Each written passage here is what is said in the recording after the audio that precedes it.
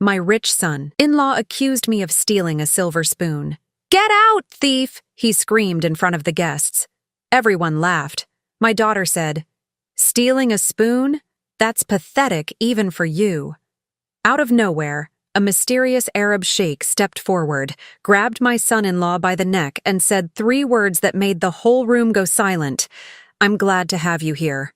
Follow my story until the end and comment the city you're watching from, so I can see how far my story has reached." My name is Ada, and at 61 years old, I thought I had experienced every kind of heartbreak life could offer. I was wrong. The invitation came on a Tuesday, handwritten on cream-colored paper that probably cost more than my weekly grocery budget. "Mother," it read in Emery's perfect script, "Eli and I would be delighted if you joined us for dinner this Saturday, 7 o'clock sharp. Please dress appropriately."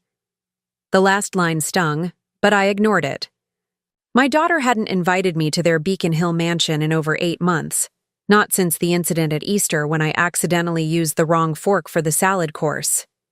Eli had made such a scene about proper etiquette that I'd excused myself early, claiming a headache that wasn't entirely false. But this felt different. Maybe Emery was finally ready to bridge the gap that had been widening between us since she married Eli 3 years ago. Maybe she missed her mother. I spent Thursday afternoon at Goodwill, searching through the racks for something that might pass for appropriate in Eli's world. My hands lingered on a navy blue dress with small pearl buttons. It was my size and only had one tiny stain near the hem that I could probably cover with my old black cardigan. $12.50. It would have to do. Saturday evening arrived with an October chill that seemed to seep into my bones. I stood outside their mansion, checking my reflection in the brass doorplate one more time. The house loomed above me, 3 stories of red brick and pristine white trim, with windows that glowed like golden eyes in the darkness. Through the glass, I could see figures moving in elegant silhouettes. Emery's dinner guests were already arriving. I pressed the doorbell and waited, smoothing down my cardigan and trying to ignore the way my stomach twisted with anxiety. The door opened to reveal James, their butler, whose expression remained carefully neutral as he took my worn coat. "Mrs. Patterson," he said with a slight nod. "They're expecting you in the dining room." The hallway stretched before me, all marble floors and crystal chandeliers that cast rainbow patterns on the walls. My footsteps echoed despite my efforts to walk quietly, and I found myself gripping my small purse tighter as I approached the dining room doorway. "Mother!" Emery's voice rang out, though her smile seemed forced. She glided toward me in a stunning emerald dress that probably cost more than my monthly rent of $450. "You made it, and you look nice." The pause before nice lasted just long enough to sting. Eli appeared beside her, tall and imposing in his tailored suit, his salt and pepper hair perfectly styled. "Ada," he said, not bothering to hide his once-over glance that clearly found me wanting. "How modest of you to join us." The dining room was filled with their usual crowd, wealthy couples from the country club, business associates, people whose names I could never quite remember but whose judgmental stares I recognized immediately. They looked up from their cocktails with polite but distant smiles, the kind reserved for unwelcome relatives at family gatherings. "Everyone, you remember my mother," Emery announced, though her tone suggested she wished they didn't have to. I managed hellos and handshakes, feeling increasingly out of place as the conversation turned to stock portfolios, European vacations, and renovations on summer homes. I found myself seated at the far end of the table, next to Mrs. Whitmore, who spent most of dinner discussing her poodle's grooming schedule. The meal was exquisite, of course. Multiple courses arrived in perfect succession, each more elaborate than the last. I tried to follow Emery's subtle cues about which utensil to use when, remembering the Easter disaster all too clearly. By the time dessert arrived, some sort of chocolate creation with gold leaf that probably cost more than my weekly grocery budget, I was beginning to relax. That's when it happened. As James began clearing the dinner plates, Eli suddenly stood up, his chair scraping against the hardwood floor. The entire table fell silent as his face darkened with rage. "Stop right there," he commanded, his voice cutting through the quiet like a blade. All eyes turned toward him, then followed his pointing finger directly to me. My blood turned to ice as I realized what he was staring at. "Check her purse," Eli said, his voice deadly calm. "Check it now." "Eli, what are you talking about?" Emery asked, but I could hear the uncertainty creeping into her voice. "Your mother," he said, his words dripping with disgust, "has stolen one of our antique silver spoons. I saw her slip it into her purse when she thought no one was looking." The room erupted in gasps and murmurs. I felt my face burn with shame and confusion as every pair of eyes turned to stare at me like I was some common criminal caught in the act. "That's not true," I whispered, my voice barely audible over the pounding of my heart. "I would never." "Open your purse," Eli demanded, moving around the table toward me like a predator stalking its prey. "Show everyone what you've taken." My hands shook as I fumbled with the clasp of my small black purse, the same one I'd carried for the past 5 years. I knew there was nothing in there except my wallet, keys, and a small pack of tissues. But the way everyone was staring at me made me doubt my own memory. The silver spoon tumbled out onto my lap with a soft clink that sounded like a gunshot in the silence. I stared at it in shock, my mind reeling. How did it get there?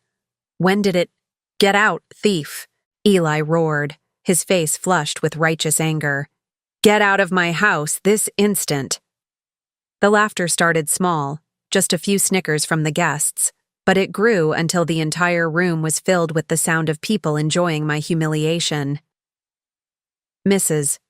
Whitmore actually clapped her hands together in delight, as if she'd just witnessed the most entertaining dinner theater performance of her life. "Stealing a spoon?" Someone whispered loudly enough for everyone to hear. "At her age? How desperate can you get?" But it was Emery's voice that shattered what was left of my heart. "That's pathetic.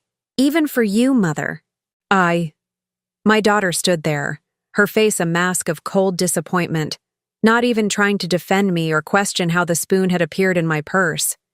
In her eyes, I saw not surprise, but confirmation of every low opinion she'd apparently held about me for years. "Emery," I pleaded, standing on shaking legs. "You have to believe me. I didn't—" "Don't make this worse than it already is," she said, turning away from me as if she couldn't bear to look.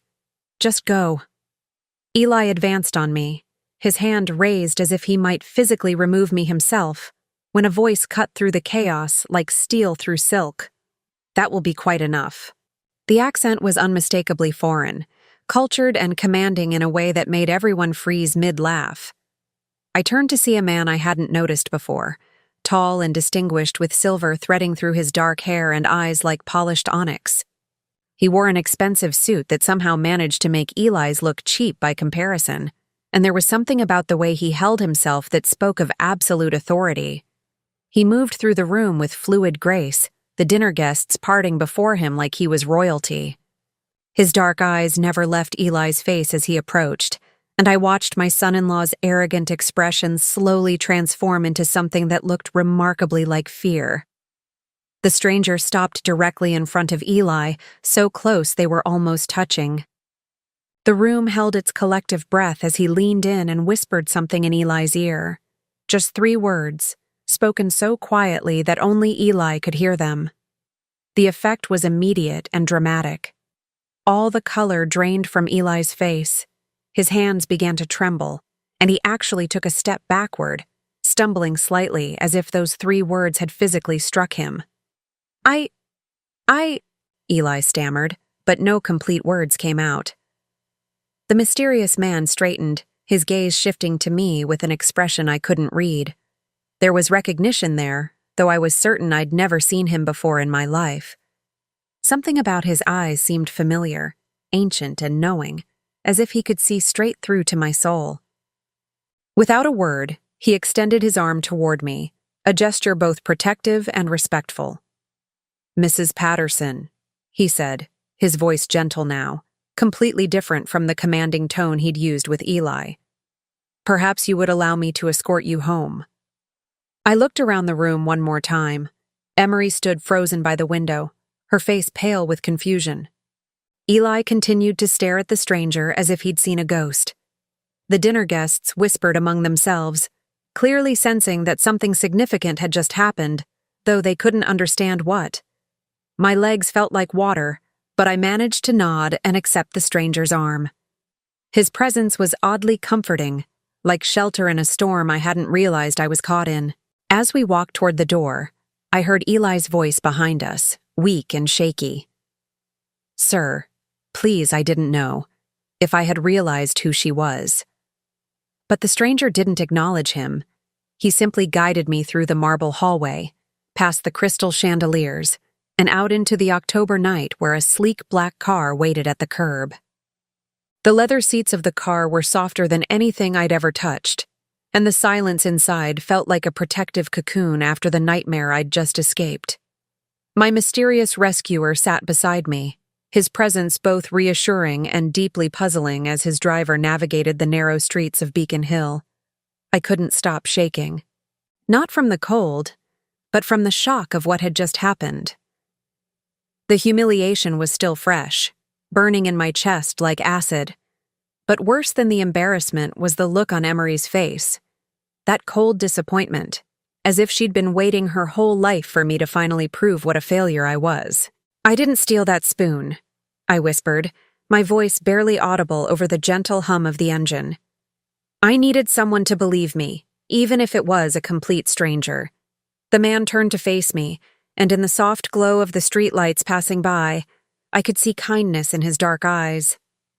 "I know," he said simply, as if it were the most obvious thing in the world. His certainty startled me. "How can you know that? You don't even know me." A small smile played at the corners of his mouth.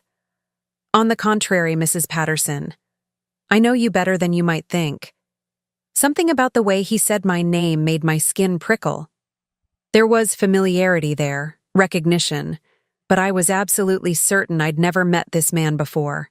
I would have remembered someone like him, the regal bearing, the expensive clothes, the way he commanded respect without saying a word. "Who are you?" I asked, my voice stronger now despite the confusion swirling in my head. "My name is Rashid Al-Mansouri," he said, inclining his head slightly. "And you, Mrs. Patterson, are someone I have been searching for a very long time." The word sent a chill down my spine. "Searching for me? Why? I'm nobody special.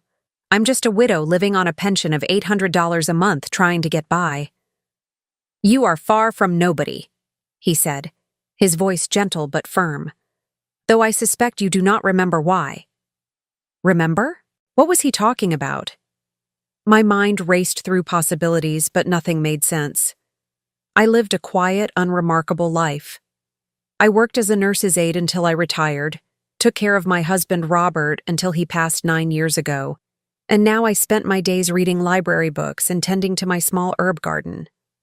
What could this elegant man possibly want with someone like me? We were pulling up to my apartment building now, a modest 3-story brick structure in South End that had seen better days. The contrast between this and the mansion we'd just left was stark and embarrassing. I started to reach for the door handle, but Rashid's voice stopped me. "Mrs. Patterson, may I ask you something?" I nodded, still too bewildered to do much else. "Do you ever have dreams about sand? Desert winds? The sound of helicopters overhead?" My hand froze on the door handle. How could he possibly know about the dreams? They'd been coming for years. Fragmented images of endless sand dunes, the acrid smell of smoke, voices shouting in languages I didn't understand. I'd always dismissed them as nonsense, maybe something I'd seen in a movie or on the news. "How did you—" I started, but the words stuck in my throat. "There is much about your past that you do not remember," Rashid said softly. "A past that connects you to my family in ways that run deeper than gratitude, deeper than obligation. You saved something precious to me once, though I suspect the memory is lost to you now. I stared at him, my heart pounding. I've never been anywhere but Boston and the small town in Maine where I grew up. I've never traveled, never been out of the country. You must have me confused with someone else. But even as I said the words, something nagged at me. There were gaps in my memory, periods from my early 20s that felt fuzzy and indistinct.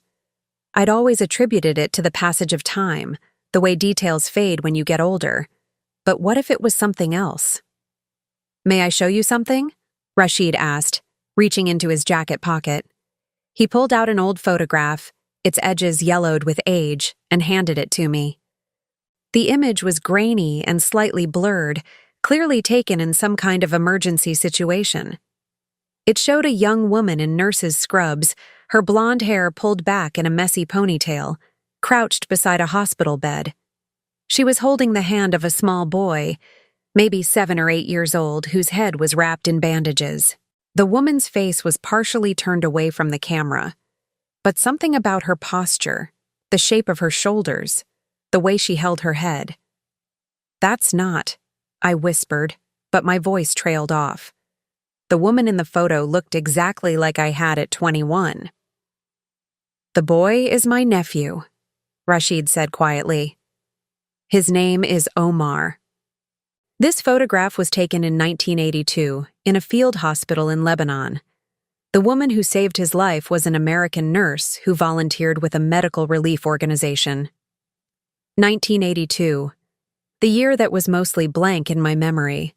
The year I supposedly spent finding myself after college, though I could never quite remember what that had involved. The year before I met Robert, before my life settled into the predictable pattern that had carried me through the next 4 decades. "This isn't me," I said, but my voice lacked conviction. "I've never been to Lebanon. I've never been anywhere." Rashid studied my face carefully. "You have a scar," he said, "on your left hand near the thumb, small, crescent-shaped. You probably tell people you got it from a kitchen accident." My left hand was hidden in the folds of my cardigan, but I felt the familiar ridge of scar tissue, the mark I'd carried for so long I barely noticed it anymore. I did tell people it was from a kitchen accident, because that was the story that felt right, even though I couldn't actually remember how it happened. "How do you know about that?" I whispered. "Because you got it protecting Omar from falling glass when the hospital was bombed," he said. "You threw yourself over his bed, and a shard cut your hand. The doctors said you probably saved his life." I felt dizzy, disoriented, as if the world had tilted on its axis. This couldn't be true. I would remember something like that, wouldn't I? You don't just forget saving a child's life in a war zone. "I need to go inside," I said abruptly, reaching for the door handle again. "This is all very confusing, and I'm tired." "Of course," Rashid said, but he didn't move to get out. "Mrs. Patterson, there is one more thing. The reason your son-in-law became so frightened when I spoke to him." I paused, remembering Eli's reaction to whatever Rashid had whispered in his ear. The way all the color had drained from his face, the fear in his eyes. "What did you say to him?" Rashid's expression darkened slightly. "I told him who you are. Your real name, before you lost your memory and started over as Ada Patterson." "My real name?" The dizziness got worse, and I gripped the edge of the seat for support. "What are you talking about? Ada is my real name. It's always been my name." "Your name," he said carefully, "is Amira Alzara. And you are not just anyone, Mrs. Patterson. You are a woman my family has been searching for across 3 continents for over 40 years. A woman who disappeared after saving my nephew's life, who was reported killed in the bombing that destroyed the hospital." The words hit me like physical blows. Amira Alzara. Even hearing it made something deep in my chest ache with recognition, though I couldn't understand why. "That's impossible," I managed to say. "I'm not. I've never been." But the dreams flooded back suddenly. Not just images now, but sounds and smells and emotions. the weight of a small child's hand in mine, the acrid smoke that burned my throat, voices calling a name that might have been Amira, might have been mine. "We will speak again soon," Rashid said gently, as if he could see the turmoil in my face. "But for now, rest. Process what I have told you. And perhaps, try to remember." I stumbled out of the car and up the 3 flights of stairs to my apartment, my mind reeling with questions and possibilities I couldn't quite grasp. As I fumbled with my keys at the door, I heard the soft whisper of expensive tires on asphalt as Rashid's car disappeared into the night. Inside my small apartment, everything looked exactly the same as when I'd left. The threadbare sofa, the small television, the kitchen table where I ate my solitary meals. But somehow it all felt different now, like props on a stage set rather than the authentic life I'd built for myself. I sank onto the couch and stared at the photograph Rashid had left with me, studying every detail of the young woman who might have been me. The more I looked at her, the more familiar she became, until it felt like looking into a mirror that reflected not just my image, but my soul. For the first time in decades, I allowed myself to really think about those missing years, those gaps in my memory that I'd always brushed aside. What if they weren't gaps at all? What if they were secrets, buried so deep that even I had forgotten they existed? And what if the quiet, unremarkable life I'd been living was nothing but an elaborate lie I'd been telling myself for 40 years? I didn't sleep that night. How could I? Every time I closed my eyes, fragments of memories that might have been dreams flooded my mind. The smell of antiseptic mixed with smoke. Small hands gripping mine with desperate strength. Voices speaking in rapid Arabic while helicopter rotors thundered overhead. By dawn, I was sitting at my kitchen table with a cup of coffee that had long since gone cold, staring at the photograph Rashid had given me. In the harsh morning light streaming through my small window, the resemblance was even more undeniable. The woman in the picture had my eyes, my nose, the same stubborn set to her jaw that I'd inherited from my mother. But I'd never been to Lebanon. I'd never worked in a field hospital. I'd never saved anyone's life. Had I? The knock on my door came at exactly 9 o'clock. I knew it would be Rashid before I even looked through the peephole. He stood in my dingy hallway looking completely out of place in his expensive suit, holding a leather briefcase that probably cost more than my monthly rent. "Mrs. Patterson," he said when I opened the door, "I hope you slept well." The concern in his voice was genuine, and something about it made my chest tight with emotion. When was the last time anyone had cared whether I slept well? "I didn't sleep at all," I admitted, stepping aside to let him in. "I keep thinking about what you told me, about that photograph. It doesn't make sense." Rashid entered my modest living room and glanced around without judgment, though the contrast between his obvious wealth and my humble surroundings couldn't have been more stark. He set his briefcase on my coffee table with careful precision. "May I sit?" he asked, and I nodded, settling into my worn armchair across from him. "I brought more photographs," he said, opening the briefcase, "and medical records, documents that might help you remember." He spread a collection of items across my coffee table like pieces of a puzzle I'd never known existed. More photographs, some clearer than others. Official-looking papers with letterheads I didn't recognize. And there, at the bottom of the stack, something that made my breath catch in my throat. It was a hospital identification badge, yellowed with age and slightly bent. The photo showed the same young woman from the other pictures, but this time she was smiling. Her blonde hair neatly arranged under a nurse's cap. The name printed beneath the photo read, A. Zara, RN, Emergency Relief Corps. A. Zara, I whispered, running my finger over the faded letters. "That's not my name." "Your full name was Amira Louise Zara," Rashid said gently. "You went by your middle name when you returned to America. Louise became Ada over time, a natural progression, but you kept the initial A, perhaps because some part of you remembered." I picked up another photograph, this one showing a group of medical personnel standing in front of a large tent marked with a red cross. The same young woman was there, third from the left, her arm around a colleague. She looked confident, capable, nothing like the uncertain widow I'd become. "Tell me about the hospital," I said, my voice barely above a whisper. "Tell me what happened." Rashid leaned forward, his expression growing serious. "It was August 1982.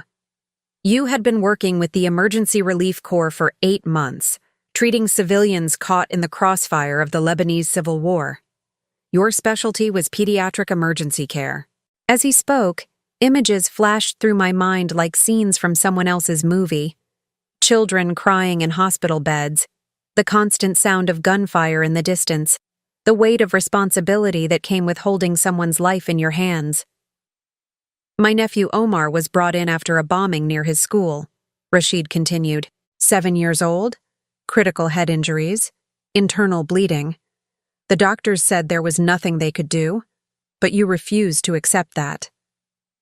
"I don't remember," I said, but even as the words left my mouth, I could feel something stirring deep in my memory. A small boy with dark eyes, unconscious and pale, the desperate need to save him no matter what. "You worked on him for 14 hours straight," Rashid said. "You refused to leave his side, even when the other doctors told you to give up. And when the shelling started again and everyone was evacuating, you stayed. You covered his body with your own when the windows exploded." My left hand began to throb, the old scar tissue aching as if responding to the memory. I looked down at the crescent-shaped mark near my thumb, and suddenly I could feel it happening. The sharp bite of glass, the warm wetness of blood, the weight of a child beneath me as the world exploded around us. "Oh my God," I breathed, the memory hitting me with the force of a physical blow. "Omar." His name was Omar. Rashid's eyes widened with hope. "You remember him?" Tears spilled down my cheeks as more fragments fell into place. "He had a toy truck, blue and red. He clutched it even when he was unconscious. I kept it safe for him, promised him he'd get it back when he woke up." "He did wake up," Rashid said softly. "Thanks to you. But by then you were gone." The next photograph showed the aftermath of the bombing. The hospital was nothing but rubble and twisted metal, bodies being pulled from the wreckage. And there, on a list of the missing and presumed dead, was my name. Amira El Zahra, age 21, United States citizen. "I was supposed to be dead," I said, staring at the official report. "The explosion threw you clear of the building," Rashid explained. "You were found 3 days later by American forces, unconscious, with severe head trauma and no identification. You were listed as Jane Doe and evacuated to a military hospital in Germany." I picked up another document, a medical report from the Army hospital. Severe concussion, retrograde amnesia. Patient claims to remember only her first name and that she's American. No family contacted. "The amnesia was real," I said, reading the clinical notes. "I really couldn't remember." "When you recovered enough to travel, the military flew you back to the United States," Rashid said. "You were processed as an unidentified civilian and eventually placed with a social services program for displaced persons. That's how you became Ada Patterson. Ada from your middle name Louise becoming Lou becoming Ada, and Patterson from the social worker who helped you start over." The pieces were falling into place now, creating a picture of a life I'd forgotten I'd ever lived. "Robert," I said suddenly. "My husband. I met him at the community center where they placed me. He was volunteering, helping people like me adjust to starting over." "A good man," Rashid said. "He gave you a stable life, a new beginning. But he never knew who you really were, did he?" I shook my head. I couldn't tell him what I didn't remember, and after a while it seemed easier to just let the past stay buried. But there was more in the briefcase. Rashid pulled out a thick folder and set it on the table with reverence. "There is something else you need to know, Amira. Something about why finding you was so important to my family. He opened the folder to reveal a bank statement from an institution I'd never heard of. The account name read, A.L. Zara Memorial Fund. The balance made me dizzy. $15,200,000. What is this? I whispered. When we thought you had died, Rashid said, my family established a fund in your honor. Every year we added to it, money that should have been yours. Money we saved because we couldn't bear to spend what belonged to the woman who saved Omar's life. I stared at the number, trying to make sense of what I was seeing. $15 million. A fortune beyond anything I'd ever imagined. My nephew Omar grew up to become a doctor, Rashid continued. He specializes in pediatric neurosurgery now, inspired by the nurse who saved his life. He has helped hundreds of children, performed surgeries that seemed impossible. Every life he saved, every child who went home to their parents, exists because of what you did in that hospital 42 years ago. The weight of it was overwhelming. All those years I'd struggled to make ends meet on my small pension, worried about medical bills and heating costs, never knowing that somewhere in the world, a fortune sat waiting for me. But there's more, Rashid said, his voice growing harder. There is the matter of your son-in-law, Eli Richardson. Just hearing Eli's name made my stomach clench with remembered humiliation. What about him? Rashid pulled out another folder, this one considerably thinner. 3 months ago, someone contacted our family's legal representatives in Boston. They claimed to have information about Amira Zara, said they could prove she was still alive for a finder's fee of $50,000. My blood ran cold. Eli? The contact was anonymous, but the investigation it triggered led us directly to you. Someone has known who you are for quite some time, Mrs. Patterson. Someone who chose to use that information not to help you reclaim your identity, but to profit from keeping you in the dark. The betrayal cut deeper than the humiliation at dinner had. Eli hadn't just stumbled across my past. He'd been hiding it from me, using it somehow for his own gain. But how long had he known? And why hadn't he told Emery? The 3 words I whispered to him last night, Rashid said, were, "We know everything." I wanted him to understand that his game was over, that we had found you despite his attempts to control the situation. I felt sick, remembering the fear in Eli's eyes when Rashid had confronted him. He set me up last night, didn't he? The spoon in my purse. I believe so, Rashid said, though proving it would be difficult. What matters now is that you know the truth about who you are and what is rightfully yours. I looked around my tiny apartment with new eyes. The second-hand furniture, the kitchen where I counted every penny, the stack of bills on my counter that I juggled each month like a complicated puzzle. All of it unnecessary. All these years of struggle, when I could have been living with dignity. But more than the money, it was the knowledge that my life had mattered that shook me to my core. I wasn't just a failed mother who'd disappointed her daughter. I was someone who had saved lives, who had made a difference in the world. What happens now? I asked. Rashid smiled, the first truly warm expression I'd seen from him. Now, Amira Louise Zara, you reclaim your life. All of it.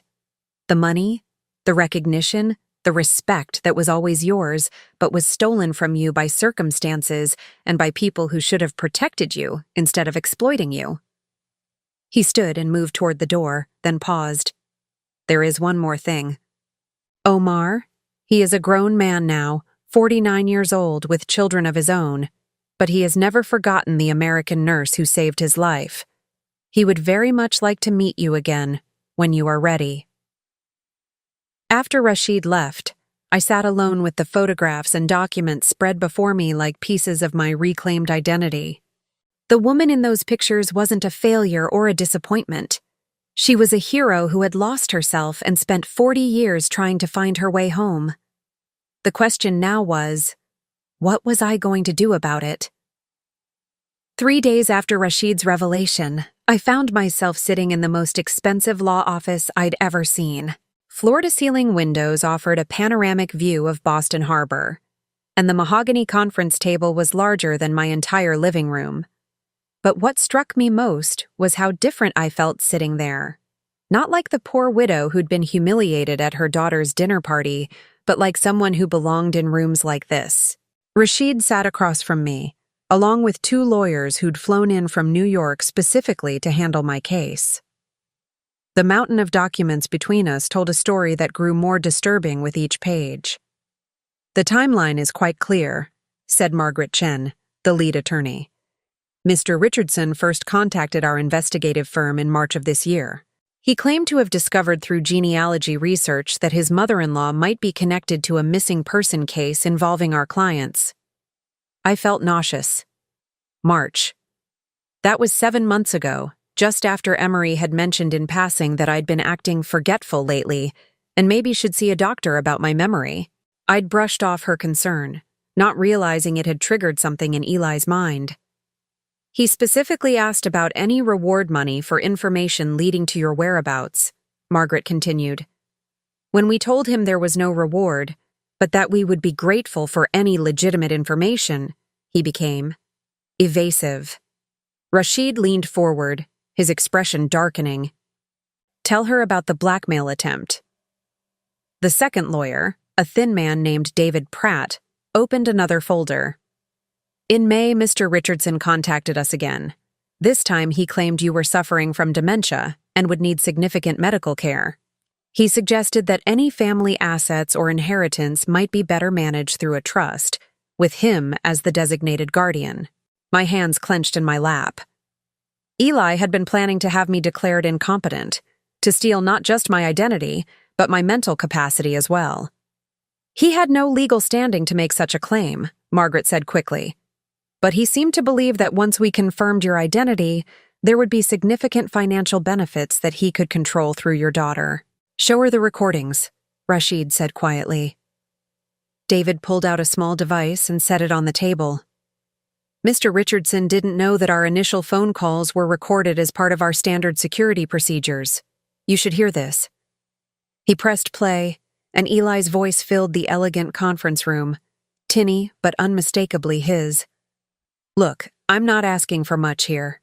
Just a finder's fee and maybe some consideration when it comes to managing the old lady's affairs.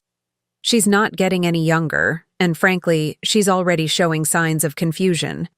My wife doesn't have the business experience to handle significant assets, but I do." The casual way he dismissed me as the old lady made my blood boil. But it was what came next that truly shocked me. The truth is, she's been a burden on our family for years, always needing financial help, never quite fitting in with our social circle. If there's money involved here, it would be better for everyone if it were managed properly. She might even be happier in a nice facility where she could get the care she needs. I felt tears stinging my eyes, but they weren't tears of sadness. They were tears of rage. All those times I'd felt like an outsider at Emery's house, all those subtle comments about my clothes or my mannerisms. Eli had been laying groundwork, making me seem incompetent and burdensome. "There's more," David said, his voice gentle but firm. "This recording is from July." Eli's voice again, but this time more agitated. "You're taking too long with this investigation. I need to know what we're dealing with here. My mother-in-law is starting to ask questions about her past, talking about strange dreams. If she remembers something before you people get involved officially, it could complicate things." Margaret paused the recording. That's when we knew something was wrong.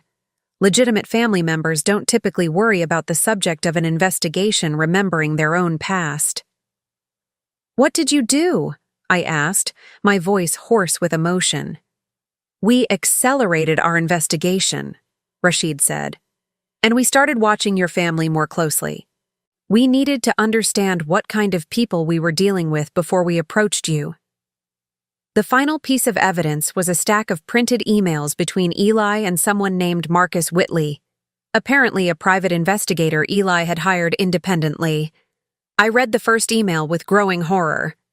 "Marcus, need you to dig deeper into Ada Patterson's background. specifically any gaps in her employment history from 1982-1983. Also want you to check if there are any legal ways to have someone declared mentally incompetent in Massachusetts. Budget is $10K. This needs to stay completely confidential. ER. The response was equally disturbing. Eli found some interesting gaps in her medical records from early 80s. Looks like she was treated for head trauma and amnesia at a military hospital in Germany, then processed through a refugee assistance program. No family contacts on file. As for mental competency, you'd need medical documentation of cognitive decline and court proceedings. Happy to research options if you want to proceed. MW. He's been planning this for months, I whispered, staring at the dates on the emails. While I was worrying about disappointing Emery, he was trying to figure out how to steal my life. It gets worse, Margaret said softly. She pulled out one final document, a draft legal petition. This was found on Mr. Richardson's computer during our investigation. He was preparing to file for emergency guardianship over you, claiming you were a danger to yourself due to advancing dementia. I read the petition with growing disbelief. Eli had fabricated incidents of me being confused, getting lost, forgetting to pay bills. He'd even claimed I'd left the stove on multiple times and nearly caused a fire, something that had never happened. The plan was elegant in its cruelty, Rashid explained. Once he had you declared incompetent, he would gain control of any assets or inheritance. When we contacted him to confirm your identity, he would have been positioned as your legal guardian, able to make all decisions about your finances. But why? I asked, though I was starting to understand. He's already wealthy. Not as wealthy as he appears, Margaret said. Our background check revealed that Mr. Richardson has significant debts. His business ventures have been failing for the past 2 years. He owes approximately $800,000 to various creditors and has been hiding his financial problems from your daughter. The pieces were falling into place now. Eli needed money desperately, but couldn't let Emery know how badly he'd mismanaged their finances. When he stumbled across clues about my past, he saw an opportunity not just for financial gain, but for a solution to his problems that would make him look like the responsible family member taking care of his confused mother-in-law. The spoon at dinner, I said suddenly. He planted it in my purse to make me look like I was deteriorating mentally. Almost certainly, David agreed. If you had reacted with confusion or denial, it would have supported his narrative that you were becoming unstable. He probably has other incidents planned as well. I thought about all the small cruelties I'd endured from Eli over the years, the way he'd made me feel unwelcome in my own daughter's home. It hadn't been personal dislike. It had been systematic undermining, designed to make me appear unfit and unreliable. What about Emery? I asked, dreading the answer. Does she know? Rashid's expression softened with sympathy. We don't believe so. The evidence suggests she's as much a victim of his manipulation as you are. He's been very careful to control information, to make her see you through his lens rather than her own experience. That almost made it worse. My daughter hadn't rejected me out of cruelty, but because her husband had spent years poisoning her perception of me. Every time I'd felt hurt by her coldness, every moment I'd wondered what I'd done wrong as a mother, Eli had been whispering in her ear, shaping her reality to serve his agenda. The question now, Margaret said, is what you want to do about it. We have enough evidence to pursue criminal charges for fraud and attempted financial exploitation of an elderly person. We could also file civil suits for damages. I stared out the window at the harbor, watching boats navigate the choppy water. For 40 years, I'd lived a quiet life, avoiding conflict, accepting whatever treatment came my way. But I wasn't that powerless woman anymore. I was Amira Zara, and I had saved lives. I had faced bombs and blood and chaos, and I had survived. I don't want to destroy him, I said finally. But I won't let him continue to manipulate my daughter or anyone else. What do you have in mind? Rashid asked. I turned back to face them, feeling strength flow through me like electricity. I want him to confess. I want Emery to hear the truth from his own mouth. And then I want him gone from our lives, permanently. Margaret smiled. That can be arranged. In fact, we have an idea that might accomplish all of those goals. As they outlined their plan, I felt something I hadn't experienced in years, the power to control my own destiny. Eli had underestimated me, just like everyone else in my life. He'd seen a poor, confused widow and thought he could easily manipulate her. He was about to learn how wrong he'd been. The plan was elegant in its simplicity. We would use Eli's own greed against him, offering him exactly what he thought he wanted, while ensuring he revealed his true nature to the one person whose opinion mattered most, my daughter. When do we start? I asked. Rashid checked his watch. Tomorrow evening. I'll arrange for Emery to be present when Mr. Richardson receives some very interesting news about your inheritance. As I left the law office that afternoon, I felt lighter than I had in years. Not just because of the money, though $15 million would certainly change my circumstances, but because I finally understood who I was. Not a burden, not a disappointment, but a woman who had made a difference in the world and was about to make one again. Eli Richardson had spent months planning to steal my life. Tomorrow, I would show him what happened to people who underestimated Amira Zara. The game was about to change, and this time, I was the one holding all the cards. The call came at exactly 6 o'clock on Thursday evening, just as Rashid and I had planned. I sat in my small apartment, listening to Eli's voice on the speakerphone, trying to keep the satisfaction out of my voice as he took our carefully laid bait. Ada, he said, and I could hear the forced warmth that had never been there before. I'm so glad you picked up. I've been thinking about what happened at dinner the other night, and I owe you an apology. An apology. After months of planning to steal my identity and have me declared incompetent, he was apologizing for the public humiliation that was probably the least of his crimes. Have you, Eli? I kept my voice neutral, elderly, the same tone I'd used for years when he'd made his cutting remarks. Yes, absolutely. Emery and I have been talking, and we think there might have been a misunderstanding about the spoon situation. You know how chaotic dinner parties can get. A misunderstanding. As if the antique silver spoon had somehow leaped into my purse of its own accord. But I played along, just as Margaret Chen had coached me. That's very generous of you, I said, though I'm still confused about how it got there. These things happen, Eli said smoothly. The important thing is that we're family, and family sticks together. In fact, I have some wonderful news that I'd like to share with you in person. Would you be available to come over for dinner tomorrow? Just the three of us this time. Very casual. I smiled, though he couldn't see it. Eli thought he was setting a trap, but he was walking directly into ours. I'd like that, I said. What time? 7 o'clock? And Ada. Please don't mention this conversation to anyone else just yet. I want it to be a surprise for Emery. Of course he did. He wanted to control the narrative, just like he'd been doing for years. After I hung up, I looked at Rashid, who had been listening from my kitchen. He took the bait completely. The greed made him predictable, Rashid said. Now comes the difficult part. The difficult part was what we had planned for Friday evening. Margaret and David would be waiting in a van outside Emery's house, recording everything through the wire I'd be wearing. At precisely 7:30, Rashid would arrive at the door with documents that would force Eli to reveal his true intentions. But first, I had something else to do. Friday afternoon, I drove to the boutique in Back Bay that Margaret had recommended. The sales associate, a woman about Emery's age named Sarah, looked surprised when I walked in wearing my usual thrift store cardigan and sensible shoes. I need a dress, I told her. Something that says I'm not the same woman I was last week. Sarah's expression shifted as she really looked at me.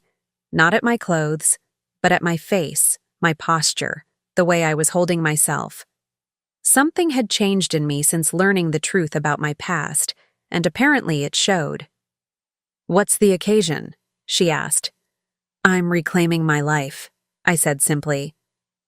An hour later, I left the boutique wearing a navy blue dress that actually fit properly, with a matching jacket that made me look competent and elegant. The total cost was $450, exactly what I paid in rent each month, but it was worth every penny to see the respect in Sarah's eyes when I tried it on. I also stopped at a salon, where they styled my hair in a way that emphasized my cheekbones and made me look 10 years younger. By the time I arrived at Emery's house Friday evening, I looked like the successful woman I was about to become, not the poor relative they'd grown accustomed to pitying.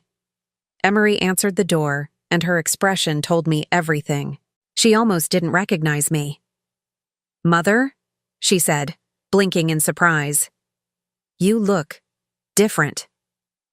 "I feel different," I said, stepping into the marble foyer that had intimidated me just a week ago. Tonight it felt like any other room. Eli appeared from the living room, clearly expecting the same dowdy widow who'd been humiliated at his dinner party. When he saw me, his smile faltered for just a moment before he recovered. "Ada, you look lovely," he said, but I could hear the question in his voice. Where had I gotten the money for new clothes? What had changed? "Thank you," I said simply, following them into the dining room where James had set the table for 3. Dinner was an elaborate affair, much more formal than Eli had promised over the phone. He'd clearly wanted to impress me, to butter me up for whatever he was planning to reveal. The irony wasn't lost on me. Here he was, trying to manipulate me with kindness after months of subtle cruelty. "So," Eli said as James served the main course, "I mentioned I had some news to share." I nodded, cutting into my salmon with deliberate care. Under my dress, the small recording device Margaret had given me captured every word. "As you know, I have some contacts in the financial world," Eli continued. "Well, one of them reached out to me recently with some very interesting information about your background." Emery looked puzzled. "What kind of information?" Eli smiled, the expression of a man who thought he was about to win the lottery. "It seems our Ada here might be entitled to some kind of inheritance or settlement from overseas. Something related to her work as a young woman." "I never worked overseas," I said, playing my part perfectly. "I've never even been outside the country." "Well, that's where it gets interesting," Eli said, his excitement building. "My contact thinks you might have forgotten some things due to, well, your age and everything, memory issues. But if we can establish your identity properly, there could be significant money involved." Emery frowned. "Memory issues? Mother doesn't have memory issues." But Eli was too focused on what he saw as his prize to notice her defensive tone. "Oh, sweetheart, she's had some confusion lately. Remember when she forgot about dinner last month? And that time she seemed lost when she came to visit?" I watched my daughter's face as Eli spoke, seeing the doubt creep into her eyes. He'd been doing this for months, planting seeds of concern about my mental state, and she'd absorbed it without realizing. "The point is," Eli continued, "we'll need to set up some kind of trust or guardianship arrangement to handle the money properly. For her own protection, of course. I'd be happy to manage it, make sure she's taken care of." And there it was. The confession we needed, recorded clearly for posterity. "How much money are we talking about?" Emery asked, and I could see the conflict in her face. Concern for me warring with curiosity about this supposed inheritance.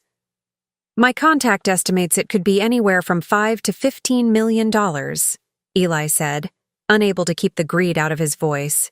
"Maybe more." Emery's fork clattered against her plate. $15 million? How is that possible? Before Eli could answer, the doorbell rang. James appeared in the doorway with a slightly confused expression. "Sir, there's a gentleman here who insists on speaking with Mrs. Patterson. He says it's urgent and relates to some legal documents." Eli's face went white. This wasn't part of his plan. "Show him in," I said calmly, before Eli could object. Rashid entered the dining room carrying a leather briefcase, looking every inch the powerful international businessman. He nodded politely to Emery and completely ignored Eli. "Mrs. Patterson," he said formally, "I apologize for interrupting your dinner, but there are some documents that require your immediate attention." "What documents?" Eli demanded, his voice tight with panic. Rashid finally looked at him, and the contempt in his eyes was unmistakable. "I don't believe we've been properly introduced, Mr. Richardson. I am Rashid Al-Mansouri, representing the Al-Mansouri Family Trust. We've been in communication with your legal representatives regarding Mrs. Patterson's inheritance." The silence that followed was deafening. I could see Eli's mind racing, trying to understand how his carefully laid plans had suddenly spun out of his control. "I'm sorry," Emery said, "but what inheritance? And how do you know my mother?" Rashid opened his briefcase and pulled out a stack of photographs, the same ones he'd shown me earlier. "Your mother, Mrs. Richardson, is not who she appears to be. Her real name is Amira Zara, and 42 years ago she saved the life of my nephew in a field hospital in Lebanon." He spread the photographs across the dining table, and I watched Emery's face as she recognized the young woman in the pictures. "That's you," she whispered, looking at me with wide eyes. "But you've never been to Lebanon. You've never left the country." "Your mother suffered severe amnesia after a bombing," Rashid explained. "She lost all memory of her previous life and was processed through a refugee assistance program under a false identity. We've been searching for her for 4 decades. Eli found his voice, though it came out strangled. "How did you find her?" Rashid's smile was cold as winter. "Someone contacted our investigators claiming to have information about Amira Zara's whereabouts. Someone who demanded $50,000 for that information and suggested that Mrs. Patterson might need a guardian to manage any inheritance she might receive." The color drained from Eli's face completely. Emery looked between her husband and Rashid, understanding beginning to dawn. "Eli?" she said slowly. "What is he talking about?" Rashid pulled out another document, the recorded transcript of Eli's phone calls. "Perhaps Mr. Richardson would like to explain how he discovered your mother's true identity and why he chose to keep it secret while planning to have her declared mentally incompetent." "That's not," Eli started, but his voice failed him. "We have recordings," Rashid said simply. "We have emails. We have evidence of your attempts to establish guardianship over Mrs. Patterson based on fabricated claims of dementia. Would you like me to play them for your wife?"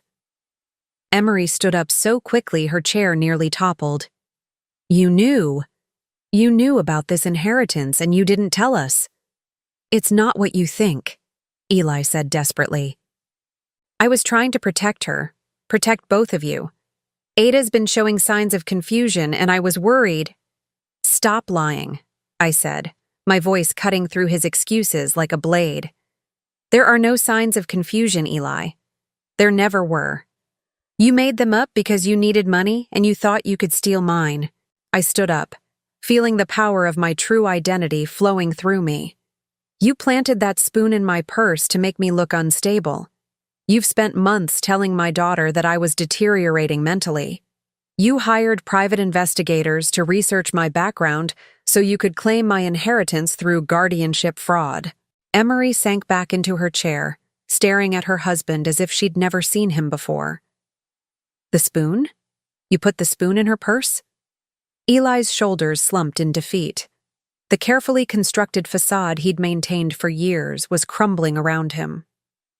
"I needed the money," he said finally. "The business is failing. We owe hundreds of thousands in debts. When I found out about her past, it seemed like the answer to everything. By having my mother declared incompetent?" Emery's voice was barely controlled fury. "By stealing from her?" "I wasn't stealing," Eli protested weakly. "I was going to take care of her, make sure she was comfortable. She would never have known the difference." The casual cruelty of that statement hung in the air like smoke. He'd been planning to steal my life, my identity, my dignity, and he genuinely believed I was too stupid, or too far gone to notice. Rashid closed his briefcase with a sharp snap. "Mrs. Patterson, your inheritance has been confirmed and transferred to accounts under your control. $15,200,000, plus accumulated interest over the past 40 years. Emery made a small sound of shock, but I barely heard her. I was staring at Eli, watching the last of his arrogance crumble as he realized how completely he'd been outmaneuvered. "You're going to leave," I told him, my voice steady and calm. "You're going to pack your things and go tonight. You'll file for divorce and give Emery whatever she wants. And if you ever try to contact me or manipulate my daughter again, I will use my considerable resources to destroy you completely." Eli opened his mouth to argue, but one look at Rashid's face stopped him cold. "The recordings of your conversations with our investigators will remain confidential," Rashid added. "As long as you cooperate fully with Mrs. Patterson's requests, if you force us to take legal action, everything will become public record." The threat was clear. Eli's reputation, his business connections, his entire social standing depended on his compliance. "Emery," he started, turning to his wife with desperate eyes. But my daughter was looking at me now, really looking at me, perhaps for the first time in years. "Get out," she said quietly. "Just get out." 3 months later, I stood in the garden of my new house in Cambridge, watching the morning sun filter through the maple trees I had planted along the back fence. The house wasn't a mansion. I'd deliberately chosen something comfortable rather than ostentatious, but it was mine in a way that my little apartment had never been. Every room reflected choices I'd made freely, without counting pennies or worrying about landlords. The doorbell chimed, and I smiled, knowing who it would be. Every Saturday morning for the past 6 weeks, Emery had come for coffee. It had taken her time to process everything that had happened.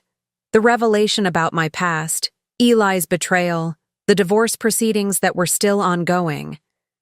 But slowly, carefully, we were rebuilding something that might actually be stronger than what we'd had before. "Mother," she said as I opened the door, and I still felt a small thrill every time she said it without that slight edge of embarrassment that used to creep into her voice. "Amira," I corrected gently, as I had been doing for weeks now. "I think it's time you started using my real name." She smiled, and I could see she was trying, even though 40 years of calling me Ada was a hard habit to break. "Amira, how are you settling in?"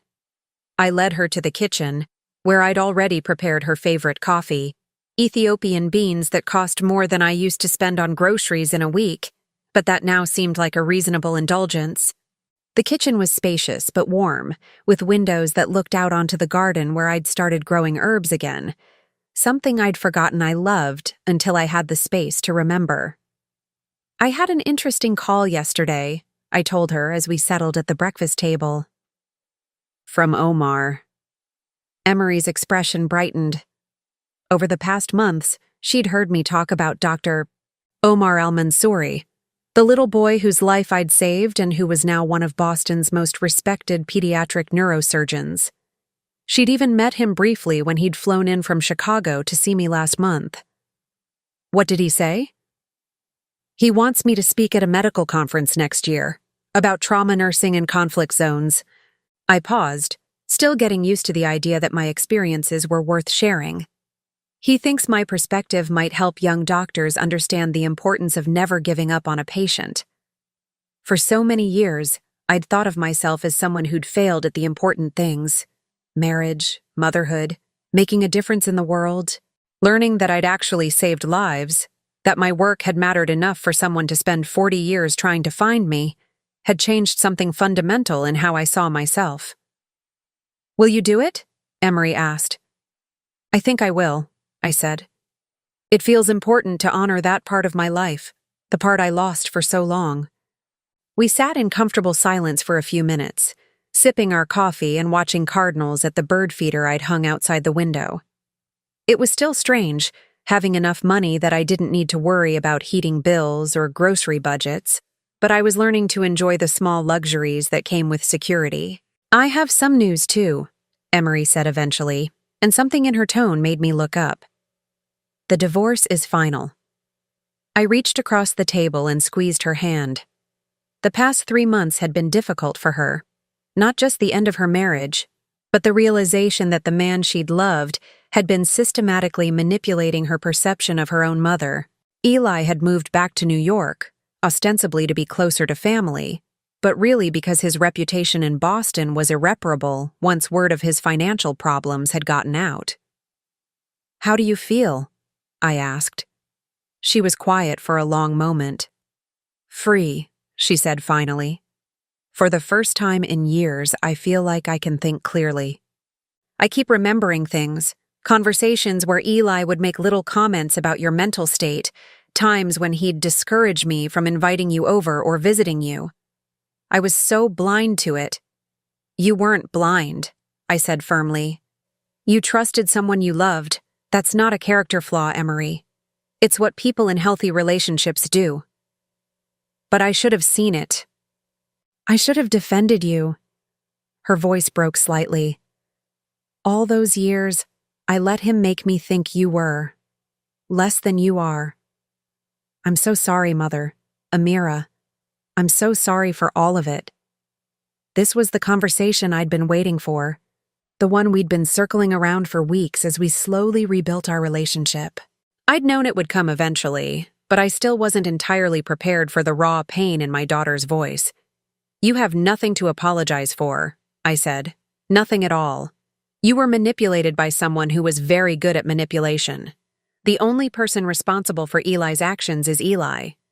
But I hurt you. I know I did. All those years of being cold, of keeping you at arm's length."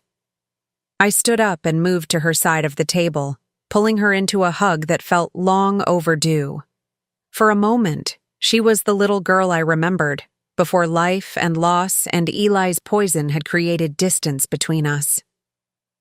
"Listen to me," I said, pulling back to look at her face. "I spent 40 years not knowing who I really was, thinking I was just a failed nurse's aide who disappointed her daughter. But I wasn't a failure, and neither were you. We were both doing the best we could with what we knew at the time." She wiped her eyes with the back of her hand. "I just wish I could make up for it somehow." "You already are," I said simply. "Every Saturday morning when you come here, every time you call just to talk, every time you look at me like you're proud to be my daughter, you're making up for it." Later that afternoon, after Emery had left, I found myself in my study, looking at the framed photograph on my desk. It was a new print of that old hospital picture, the one Rashid had first shown me. But now it was displayed alongside others. Photos of me with Omar and his family when they'd visited, pictures of Emery and me at the housewarming party she'd thrown for me, even one of Rashid and me at the elegant restaurant where he'd taken me to celebrate the finalization of my inheritance. The money had changed my circumstances, but it hadn't changed who I was. I still preferred quiet evenings at home to elaborate social events. I still found joy in simple things like growing herbs and feeding birds. But now I had choices, and that made all the difference. The phone rang, interrupting my thoughts. The caller ID showed a Boston number I didn't recognize. "Hello? Mrs. Patterson? I mean, Ms. Zara? This is Janet Murphy from the Refugee Assistance Center downtown." I remembered Janet, a social worker I'd met when I'd started volunteering at the center last month. Working with refugees and displaced persons felt like coming full circle, using my own experience with memory loss and starting over to help others navigate similar challenges. "Hello, Janet. What can I do for you?" "We have a situation I thought you might be able to help with. A woman came in today, elderly, clearly traumatized. She says she can't remember her name or where she's from, but she speaks English with an American accent. The doctors think it might be stress-related amnesia, but she's afraid and won't trust anyone." I closed my eyes, remembering what it felt like to wake up in a hospital bed with no idea who I was or how I'd gotten there. "I'll be right there." An hour later, I sat in a small counseling room at the center, across from a woman who looked to be about my age.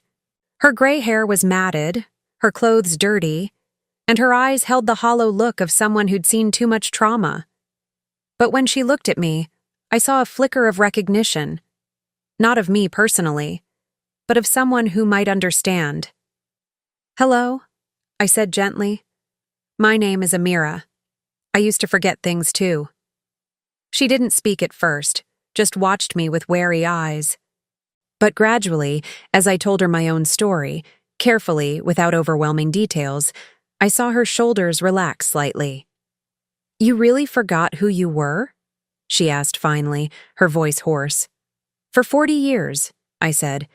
But I built a new life, and when my memories came back, I didn't lose what I'd built. I just added to it. It was after dark when I finally drove home, but I felt energized rather than tired. Helping someone else navigate the confusion and fear I'd experienced gave meaning to my own journey in a way that simply having money never could. Back in my kitchen, I made myself dinner, a simple pasta dish with herbs from my garden, and sat down with the book I'd been reading. But my attention kept drifting to the window, where I could see the lights of Boston in the distance. Tomorrow was Sunday, which meant I'd probably get a call from Omar, who'd made checking on me a weekly ritual. Rashid would likely stop by sometime next week with updates from his family's charitable foundation, where I'd recently agreed to serve as an advisor for their North American medical relief programs. And Emery would be back next Saturday for coffee and conversation that grew easier and more honest with each passing week. For most of my adult life, I'd felt like I was waiting for something. For Robert to come home from work, for Emery to call, for some sign that my life had meaning beyond just getting through each day. I'd measured my worth by other people's approval, other people's needs, other people's definitions of success. But sitting in my own kitchen, in my own house, surrounded by evidence of choices I'd made freely and relationships I'd built authentically, I realized I wasn't waiting for anything anymore. This was my life, full and complete, and entirely my own. The woman I'd been at 21 had saved a child's life in a war zone and lost herself in the process. The woman I'd become at 61 had found herself again and was using that strength to help others. Both women were me. Both stories were true, and both had value. I'd spent so many years thinking I wasn't enough. Not a good enough mother, not an important enough person, not worthy of love or respect. But I was enough. I'd always been enough. It had just taken me 61 years and a journey halfway around the world to remember it. Outside, the first snow of winter was beginning to fall, dusting the herbs I'd planted and the bird feeder that would attract cardinals in the morning. Inside, I was warm and safe and home. Not in the building, but in my own skin, in my own story, in the knowledge that every choice I'd made had led me exactly where I was supposed to be. I thought about Eli sometimes, wondered if he'd learned anything from losing everything he'd thought mattered.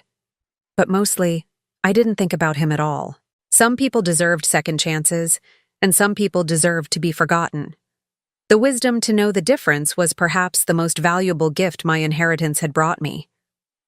As I turned off the lights and headed upstairs to bed, I caught my reflection in the hallway mirror. The woman looking back at me had silver hair and lines around her eyes, but she stood straight and smiled easily. She looked like someone who'd lived fully, who'd faced challenges and survived them, who'd found her way home after a very long journey. She looked like Amira Zara. She looked like me. Now I'm curious about you who listened to my story. What would you do if you were in my place? Have you ever been through something similar? Comment below. And meanwhile, I'm leaving on the final screen 2 other stories that are channel favorites, and they will definitely surprise you. Thank you for watching until here.